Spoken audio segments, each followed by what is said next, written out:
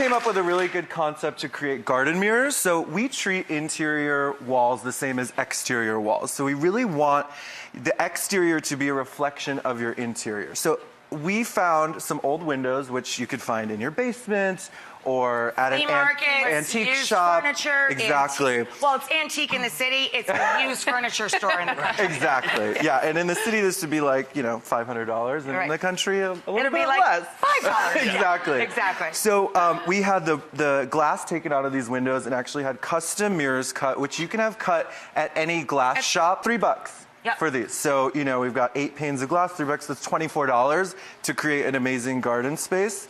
So we just take a simple hardware store caulk that you apply to the edges of the mirror around. Here we go. Oh, thank you, Rachel. Did you ever find a space where you're like, I don't know, I don't think we can do anything with this? Yeah. I mean, a lot of them looked that way at the beginning. So you guys, even you guys get challenged. Yes. Oh, yeah. A lot of the spaces Which is are what's challenging. fun about it, you know? You don't want your job to be the same every day. So you take the caulk and then simply just place it. So you have to measure pretty well. And you can pretty precisely. And then you can take this to the hardware store as well, and they can actually template it for you. So then you place this here. You need 24 hours for this to cure. You can use clamps to hold it down. Right, little vice clamps. Exactly, little vice clamps. And then there's your ta-da. And then here's the finished product, but